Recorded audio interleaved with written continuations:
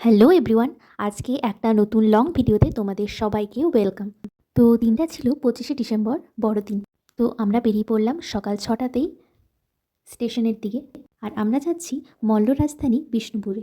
আর আমাদের ট্যুরটা ছিল একদিনের। সকাল 9:30তে আমরা পৌঁছে গেলাম আমাদের ডেস্টিনেশন বিষ্ণুপুর। তারপর স্টেশনে কিছু খেয়ে আমরা একটা টোটোতে চেপে গেলাম। টোটোতে পার আওয়ারে 200 টাকা করে নেওয়া হয় এখানে। তো আমাদের টোটাল সময় লেগেছিল 4 ঘন্টার মতন। আমরা প্রথমে পৌঁছে গেছিলাম রাসমঞ্চ। মহারাজা বীরহাম্বীর রাসমঞ্চ অভিনব শৈলের স্থাপত্যটি আনুমানিক 1600 খ্রিস্টাব্দে স্থাপন করেন। এটি একটি পিরামিডাকৃতি সৌধ। আর এখানে প্রতিটা মন্দিরই পোড়ামাটি দিয়ে তৈরি। আর এখানে নিখুঁত কাজ, খুবই সুন্দর। তো ওখানে যেয়ে পুরো রাসমঞ্চটা ঘুরলাম আর খুব সুন্দর একটা স্থান উপভোগ করলাম। তারপর আমরা কিছু ছবি তুলে নিলাম আমাদের। ওখানে বাইরে এরকম ছোট ছোট অনেক টেরাকোটার জিনিস এগুলো বিক্রি হচ্ছিল। আর রাসমঞ্চের এন্ট্রি ফি হচ্ছে 25 টাকা পার হেড। তারপর ওখান থেকে বেরিয়ে আমরা আবার সেই একই টোটোতে চেপে পৌঁছে গেলাম মদনমোহন মন্দিরে। 1694 খ্রিস্টাব্দে মহারাজ দুর্জন সিংহ মদনমোহন মন্দিরটি প্রতিষ্ঠা করেছিলেন। আর এই মন্দিরটি বিষ্ণুপুরের টেরাকোটা মন্দিরগুলির মধ্যে একটি অন্যতম মন্দির। আর এই পুরো মন্দিরটি জুড়েই রয়েছে অপূর্ব টেরাকোটার সম্ভার। কোথাও দেখা যাচ্ছে কৃষ্ণলীলা, আবার কোথাও নৌকোবিলাস, বা আবার কোথাও কোথাও যুদ্ধের দৃশ্য, আর কোথাও শিকারের দৃশ্য। এখানে বিষ্ণুপুরের প্রাণের ঠাকুর মদনমোহনের নিত্য সেবা, পূজা এবং রাসদোল নামযজ্ঞ সাড়ম্বরে হয়ে চলেছে। এখানে মদনমোহন ঠাকুরকে প্রণাম করে তারপর পুরো মন্দিরটা ঘুরে আমরা দেখে নিলাম এবং তারপর আমরা কিছুগুলো ছবি তুলে নিলাম আমাদের। এখান থেকে বাইরে বেরিয়ে এই এত কিছু বিক্রি হচ্ছে, ঘোড়া, তারপর টেরাকোটার অনেক মাটির জিনিস, পোড়ামাটির কাপ ইত্যাদি। তারপর ওখান থেকে কিছুটা দূরেই আছে বড় পাথরের দরজা। এই দরজা তৈরি মাকড়া পাথরের। এই বড় পাথরের দরজার ভেতর দিকে ঢুকেই আমরা দেখতে পেলাম রাধা লালজিউ মন্দির। এই মন্দিরটি 1698 খ্রিস্টাব্দে মল্লরাজ বীর সিংহদেব চুন সর্কি প্রলেপযুক্ত মাকড়া পাথরের এই একরত্ন বিশিষ্ট মন্দিরটি প্রতিষ্ঠা করেন। ওখান থেকে বেরিয়েই আমরা পৌঁছে গেলাম মৃন্ময়ী মাতার মন্দিরে। এই মন্দিরটি 1997 খ্রিস্টাব্দে 303 মল্লাব্দে মহারাজা জগৎ মল্লদেবীর আদেশ পেয়ে মন্দির ও মূর্তি প্রতিষ্ঠা করেন বলে কথিত আছে। এই মন্দিরে নিত্য পূজা হয়।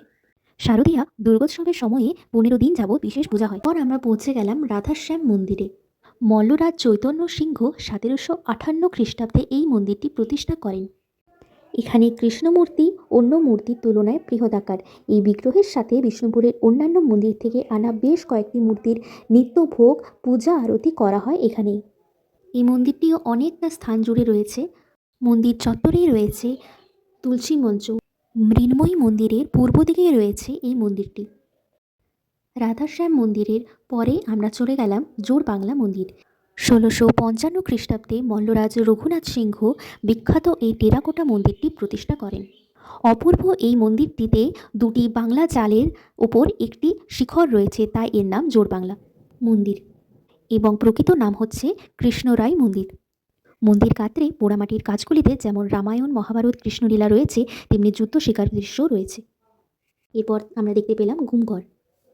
কেউ কেউ বলেন এটি ছিল হত্যাকূপ। তারপর ওখান থেকে বেরিয়েই আমরা পৌঁছে গেলাম শ্যামরাই মন্দিরে।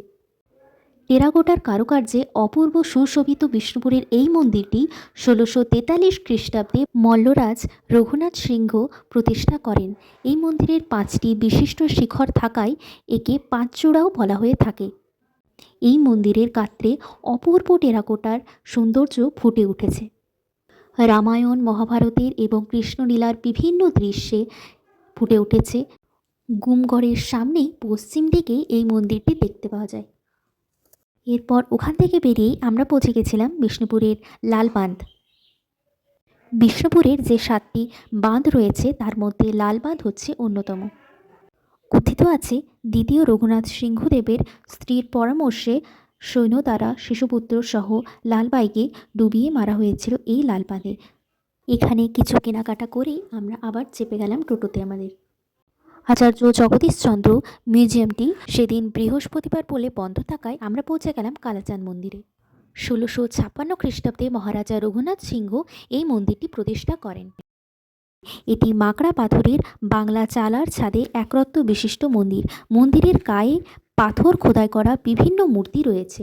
রাধা মাধব মন্দিরের পাশ দিয়েই বাগান ঘেরা এই মন্দিরটি রয়েছে। তারপর ওখান থেকে বেরিয়েই আমরা পৌঁছে গেলাম মা ছিন্নমস্তা দেবীর মন্দিরে।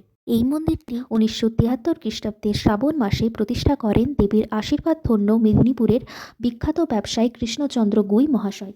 পর মায়ের মন্দিরে পুজো দিয়ে আমরা চলে গেলাম তার পাশেই দলমাদল কামান দেখতে। 63টি লোহার আংটা পিটাই করে এই কামান তৈরি হয়েছিল।